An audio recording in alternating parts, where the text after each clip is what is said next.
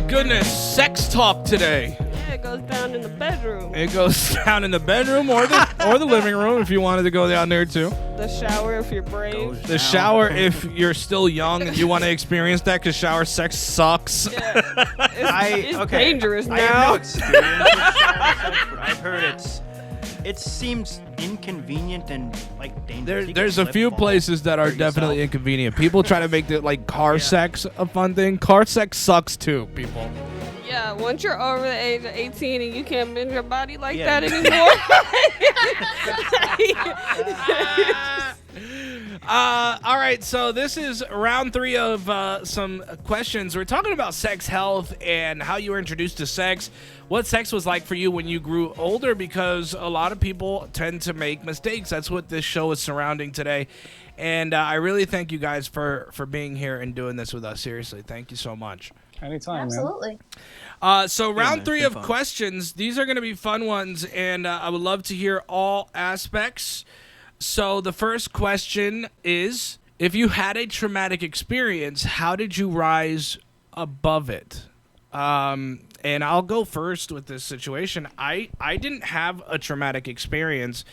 Everything when it came to sex for me was my choice. It was my choice to read sex stories. It was my choice to watch porn whenever I wanted. It was my choice to talk to women. It was my choice to do all of that. So I was very, very lucky in that regard. I know a lot of people, unfortunately, go through some terrible, terrible experiences, and I never, ever want anybody to count those terrible experiences as their first. You know, like I've had sex with women who would tell me, you know what I'm saying, you know, way before we had sex and we're getting to know each other, and we go down that road that things might have happened. And I go, well, don't, talk to me if you feel like you need to talk to me about it, but I don't really want to hear it because that doesn't matter. You know what I'm saying? Like, those things don't really matter. What matters is your comfortability with me and how we're going to move forward with sex. So, traumatic experience. Did that make you surprised when she called you Grandpa Earl? Oh my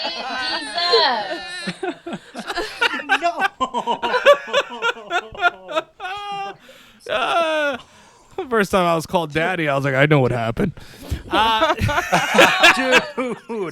no. That's telling, isn't it? It's telling. No. Yeah, it says everything I need to know.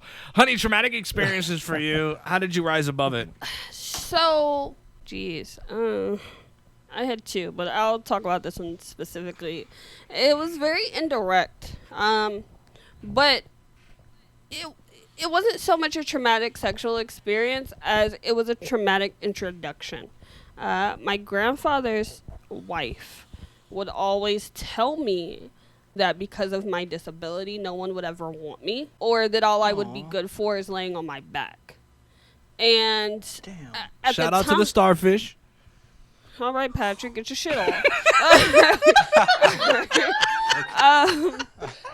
So, you know, it was weird to grow up and measure my worth based on how I performed in the bedroom, you know? And again, to not originally be told that it's okay to say no.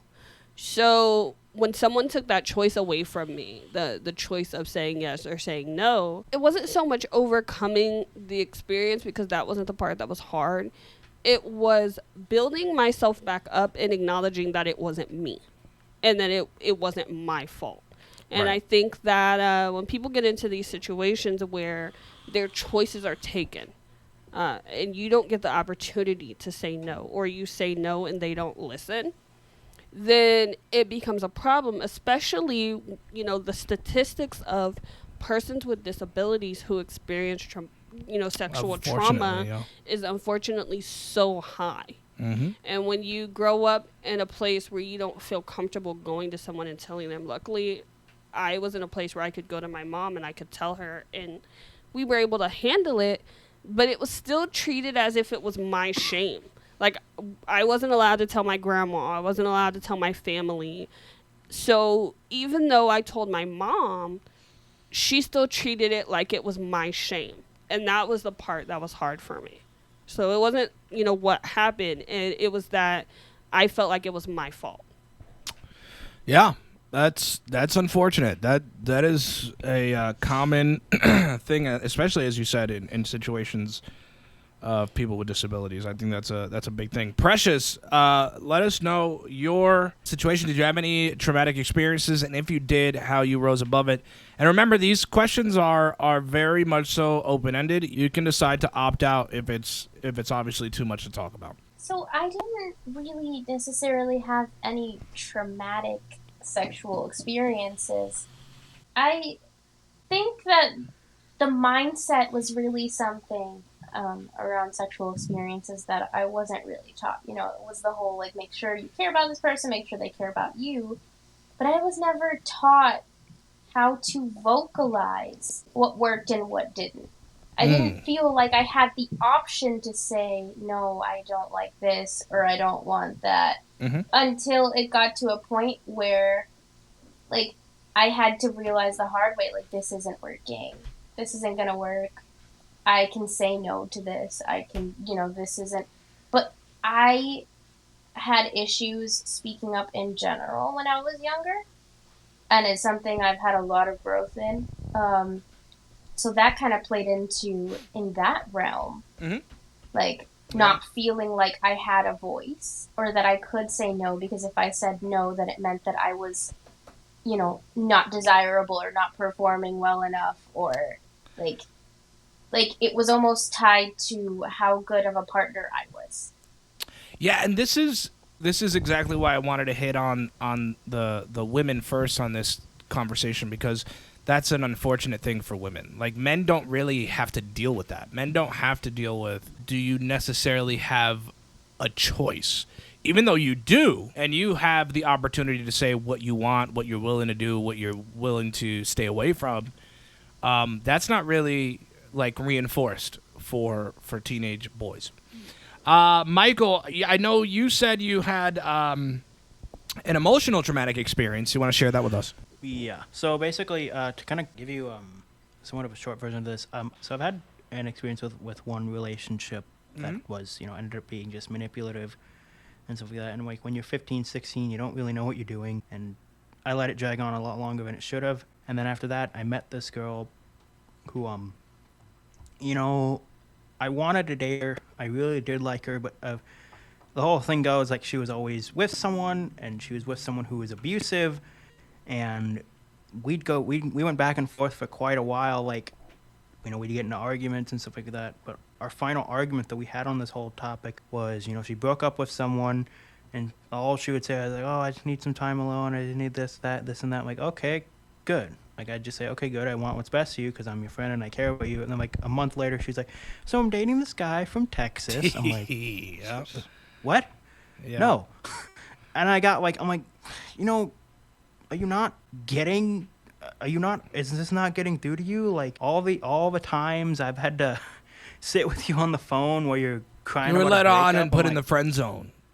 A lot of that Yeah. was what really happened. Yeah. And after that went on, like, we got into this whole argument, and she said a bunch of stuff, and we didn't talk for a couple months, but we were still in this group chat because we went to this thing in Michigan, and we were in the group chat with some people. And what happened was, it was my freshman year of college, and I was hanging out. I think one of the messages I posted, I'm like, yeah, just hanging out, drinking with some friends, having fun, chilling on a Saturday night.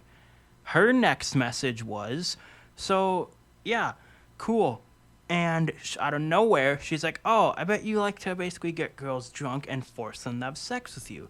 So she basically was like, She accused you. out of the open, no context assault. Like, not against her, but just like wanting to sexually assault women. And I'm like, no. All because you asked her to try to get there at some point in your lives.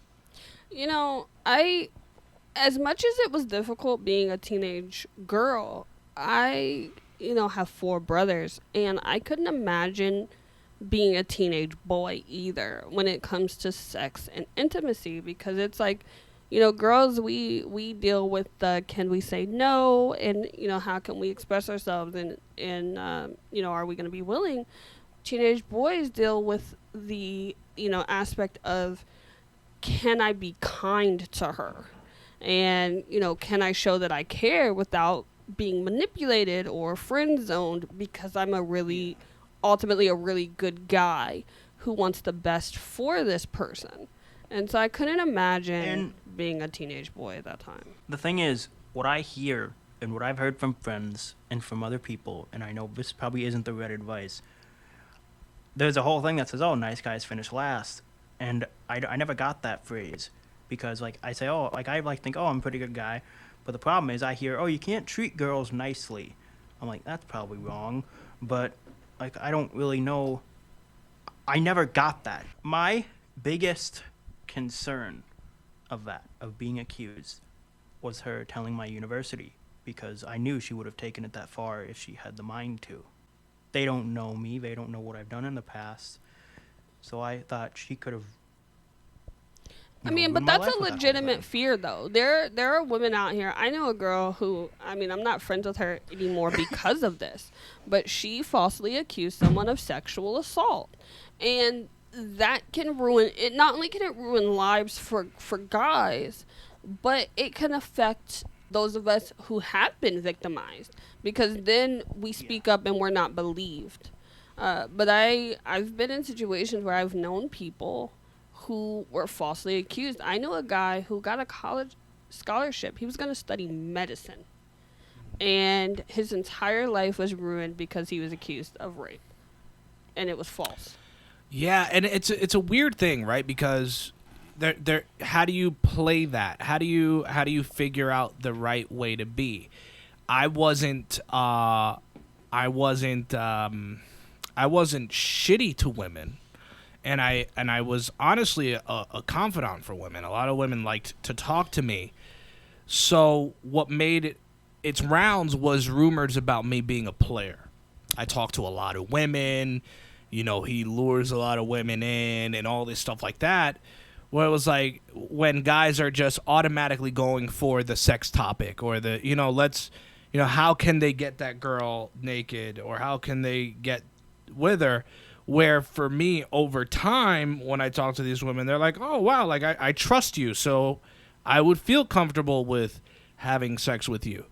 And so it set this idea for other men who didn't approach women that way to really look at me as a quote unquote player, because they saw how many women liked to talk to me or felt comfortable enough to come to me when it could have been about anything. It could have been about their lives. It could have been about their relationships.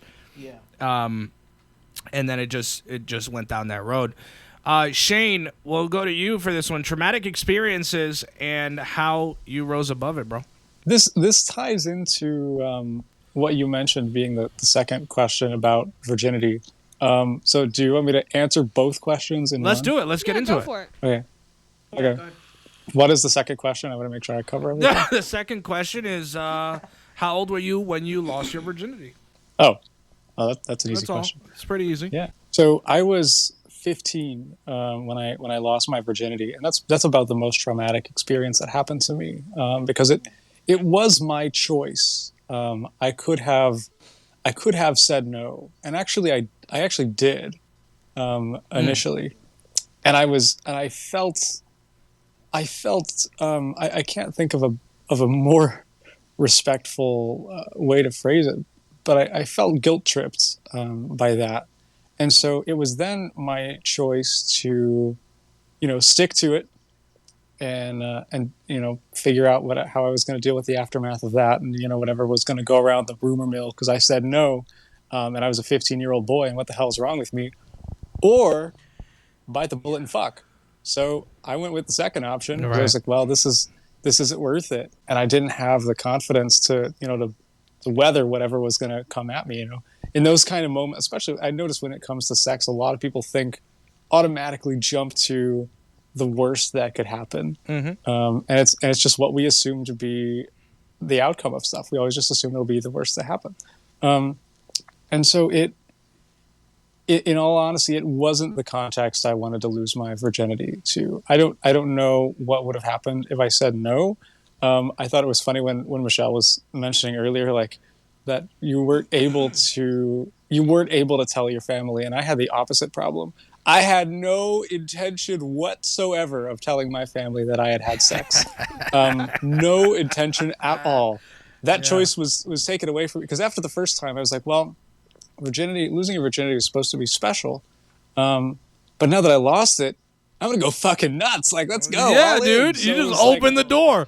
Pandora's it's box like, in this bitch. yeah, all or nothing. So, at that point, as a result of that, the person I lost my virginity to was also the mother of my child. And so I was then in a situation where I had to tell my family. I had to tell everyone in my family. And that was not fun.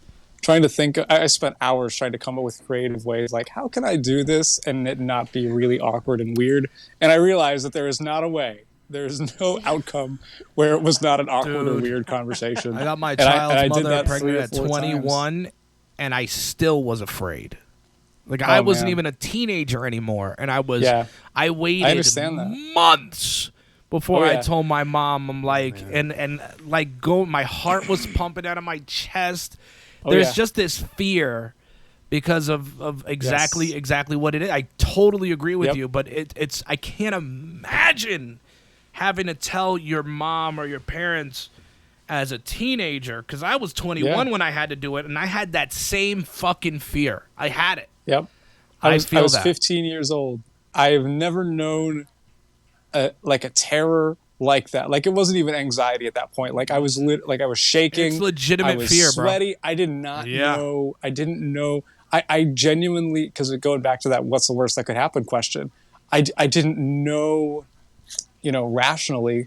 I didn't know if I would have a place to live. Like, I was thinking of all the possible things that could go wrong that rationally would not really happen. Of course, my parents would support me.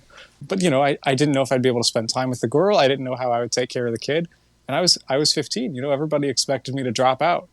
They said, well, where are you going to work? Mm-hmm. And I was like, what are you talking about? I can't get a good job unless I have a diploma or a degree, let alone a diploma. So, all my friends expected me to drop out. My family and I were actually like, there's no goddamn way that's happening.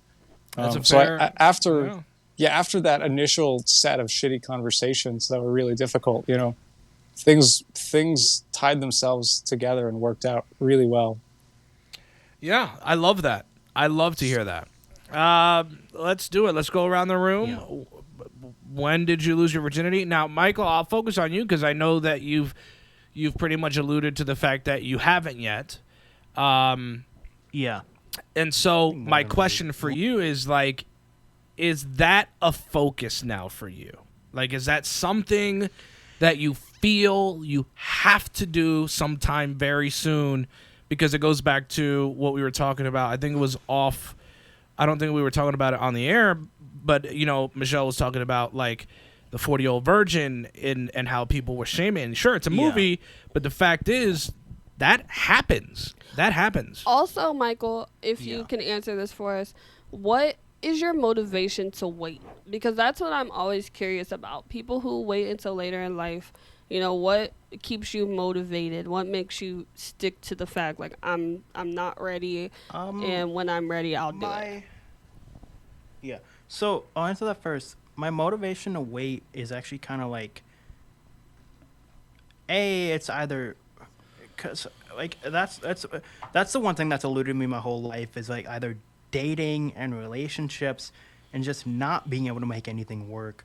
Like, the 2 attempts at a relationship I've had have been manipulative and just very emotionally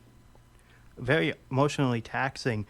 After I was accused of assault, it's taken me years to even just get some sort of confidence back, because I've always heard that, the guy must make the first move.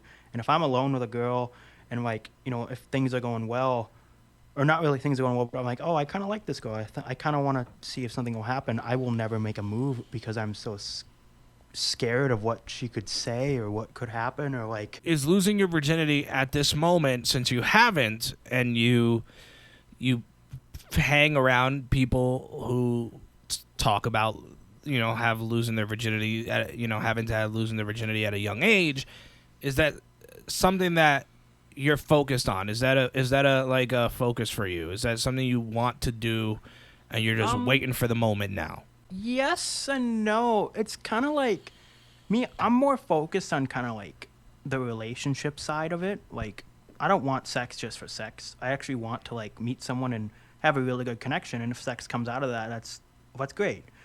But it's not a main focus. Like, it's Cool. not like, That's good. yeah. That's good. Precious. Precious. I was 20. Good for you. Good for you.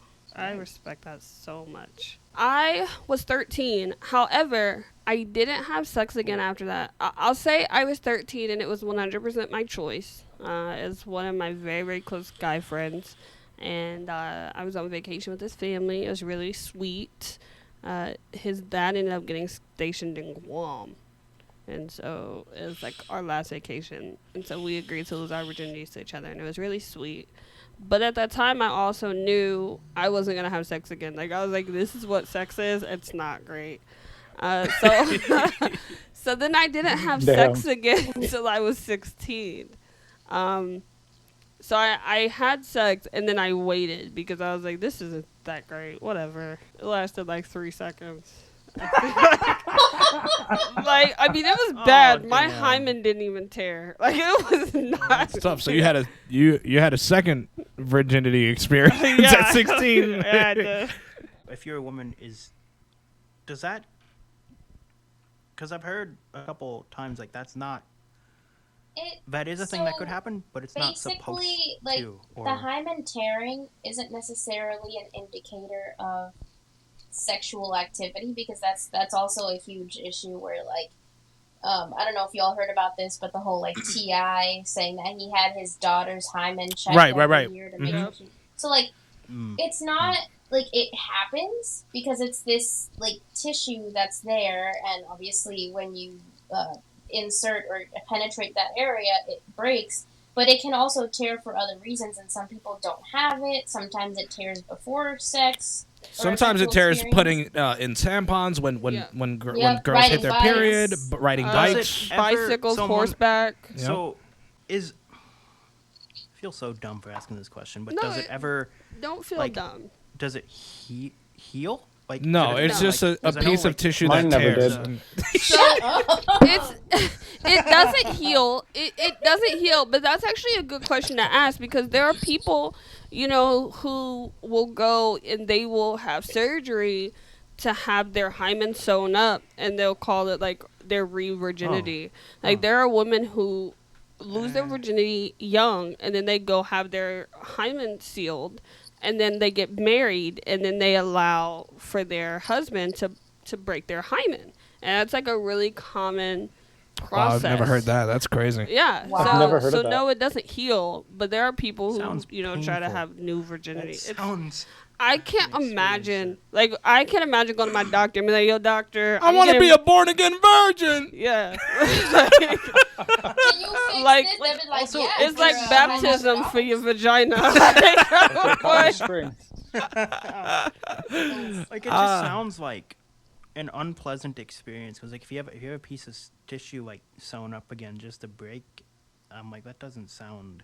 Because I've heard stories, from like reading. There's a lot of stuff not you really can get reading into stuff, around but, like women's health and stuff in different cultures. Yeah. and Yeah. vaginas. It's a whole thing. There's female Yeah. circumcision. I mean, there's a lot that Yup. can happen down there. Mutilation. Damn. And again, I don't know. Like, my whole thing is, I really want to know about this, because my thing is, what if I have a daughter? I'm going to need to know about this stuff. Or with my partner, I want to know about this stuff. So if she's like, I have a problem, I'm like, well, you're on your own. And the thing, Michael, for You're on your own. you're on your own is nuts. But Sorry, I I don't know. do want to say this in advance, and I know I can say this for myself, and I can say this for Dan, and I know Shane and Precious will probably say the same thing. You can always come to us and ask, and it's gonna be like a judgment-free space for you, because I know as a virgin Cool. when Yeah, you of course. don't Yeah. know, and then you have people Thanks. who are always giving you a hard time about it, you don't feel comfortable enough to say, can you help me understand that? And that's what this conversation is about. This conversation is about helping people understand all the thoughts and feelings, and even, the statistics that goes into the choice to have sex with someone. And it's to focus on what Shane said earlier, right? Like, he had two aspects of him. He had the aspect of like, oh, I really want to care for this person, and I want to lose my virginity to somebody that I care about, but I also have to have the friends that I'm macho and have to be like, oh yeah, I know exactly what's going on, and you never even had sex, right? So I never ever wanted to be that for anybody. Like, I never wanted to be the person where you feel like you have to play up some shit around me to try to be the cool guy along with the other cool guys in the room. I'm not a cool guy. I'm just not. The thing that really, like, it's almost scary to me to, like, think about, like, oh, because, like, I was actually talking to one of my friends earlier about this. It's always common, like, oh, the guy must make the first move and, just, like, be, like, okay. Like, the thing that scares me is, like, if I'm doing, like, if I make the first move and things start going on, like, things start progressing towards that, and there's no there's not, like, I'm glad you said like, that, because we're going to talk about that. We're going to talk about being comfortable talking to your partner about sex. Is this in this part? That's in the next round. That's in the next round. In the next round. The only other question that everybody's been pretty much answering along with this question is, was it a major event for you? I'm sorry, honey. Was it a major event for you, or was it a normal thing? So, again, at 12... I was on the internet. I was reading sex stories. Met the girl who I was like obsessed over, and she was a year older than me. She was 14. I was 13 at the time, and she was dating a guy who was 21. It's not okay. I definitely am completely against that. But she had lost her virginity at 13 to this guy. And so she was already open and ready to go. You know what I'm saying? Like, all right, no problem. It's all good, bro. So for me, I had a eye-opening conversation with my mom about sex, or not even about sex, but life. And like, I was like, you're not, how am I going to do these things? How am I going to know how to wash my own clothes and wash dishes and cook and do all these things when I get older? You know what I'm saying? And so that was kind of like a precursor to me flying out to meet the girl that I liked at 14. And so I lost my virginity at 14, flew out there. I knew exactly what it was. When I got there, her mom went out, and I was definitely the aggressor. I grabbed her, we started making out, and I just knew what was going to happen. And I knew I was going to lose my virginity. I wasn't ready to deal with what happened after. Like, I was such a big pussy when I was a kid, and I think that's something that a lot of people don't talk about either. Like, for men, it's like this uncomfortable thing to talk about how sex affects you or makes you feel like this emotional baby when you're a teenager, right? Because, like, all my high school friends are like, oh, yeah, fuck bitches. And, I remember my senior year, they had rented, it was common that after prom you go and you rent a house down the shore in Jersey, and I remember hearing stories about, like, oh, yeah, they brought this stripper to the crib and they all ran a train on her. And it was bananas. Yeah, it was bananas. And so, throughout my whole my time in high school, it was like, oh, yeah, fuck bitches, forget about the emotional aspect. You're not supposed to feel emotional. But I lost my virginity a week after I was there because, her mom had taken off so that she can take us places and do things. And then the second week she was at work. And so that's when I lost my virginity. And then when I came home, 2 days after I came home, she broke up with me. Well, and I think that's the thing too, though, that, and I mentioned this earlier about people in the sexual conversation and how no one really explains everyone tells you to be safe, but no one tells you how you're supposed to feel in the moment or after or even before. And so when you get That's into true. those situations, like I remember my younger brother, his best friend was dating this girl named Ashley, and Ashley took this dude's virginity. And this dude and Ashley, I mean, she was trashy and she cheated on him all the time and stuff, but he was a really sensitive dude. And so I remember one day he was like crying, and Ashley was like, "You're being a bitch." And I was like, "Ashley, you can't say that to this man. Like, he's a man. Let him feel. Like, let him feel Yeah. something for the fact that, just because you were out here being a hoe doesn't, like, you knew he was a virgin, and she got with him just so she could be the girl to take his virginity." And people act like it doesn't happen to dudes, but it goes to that double standard of people act like only women are allowed to feel a certain way about things and only men are allowed to feel a certain way Yep. about things. Mm-hmm. And so you have to hide the fact that, like, oh, I had sex with this person. It's supposed to be meaningful.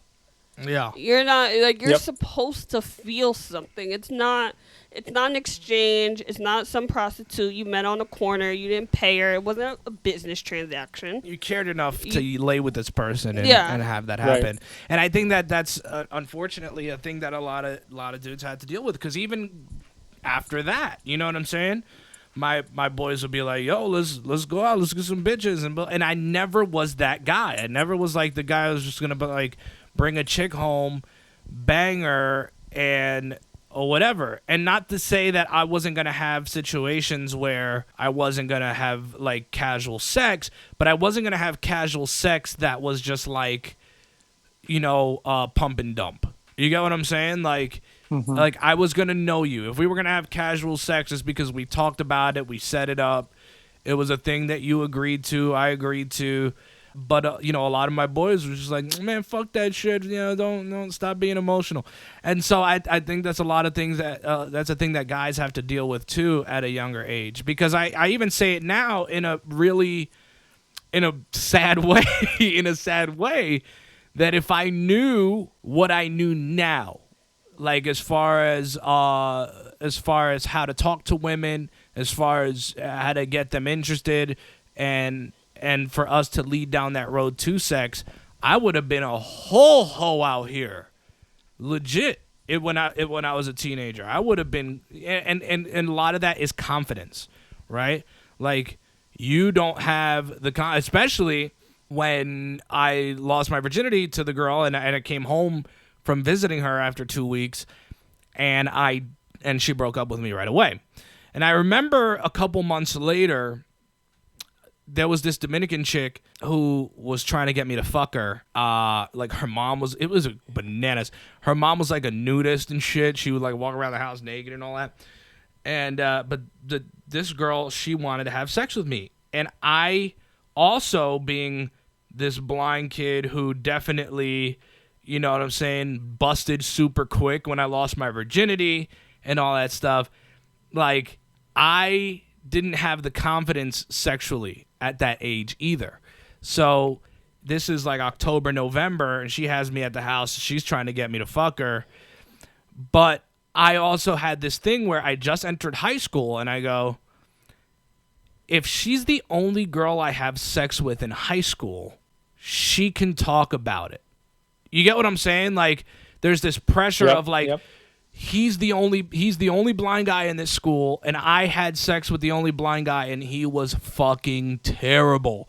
So I didn't want that pressure either. I felt that pressure of just like, I can't have sex with you, even though I want to, even though you're stupid fine.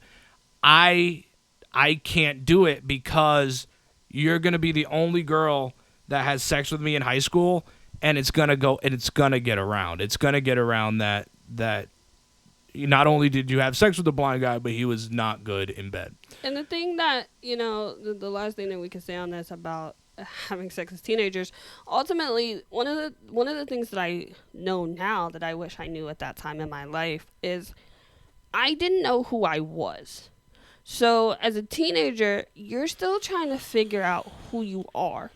and how you feel about day-to-day life. And then when you throw sex and intimacy along with managing friendships and relationships with siblings and parents, I mean, that's a lot to handle as a teenager. And so ultimately, you make the choice to fit in. Like, am I going to do this so Yep. that I can fit Yep. in? Or am I not going to do this? And if I don't do this, what are the repercussions and what are the consequences for me? Again, like you said, as a high schooler. Mm-hmm. So I really appreciate everybody sharing how they felt, was going through their minds at that time. Man, I feel old. I feel old too. And I'm thinking to myself, like, man, like, like it goes back to, like, if I was who I was, I would have had sex with her and several other women I was into in school, but I just didn't have the Get money. Yeah, I didn't have the confidence, right? I didn't have the confidence. So it is what it is. Look, thank you guys for sharing your experiences. That's super fun. And then when we come back, the next round is going to talk about how did you figure out what you liked from sex? When did you find you were into certain kinks? And round 5, so we'll just lump it in together so we can finish up on this, is do you feel comfortable talking to your partner about all aspects of sex? All very important questions when it comes to sex and sex positivity.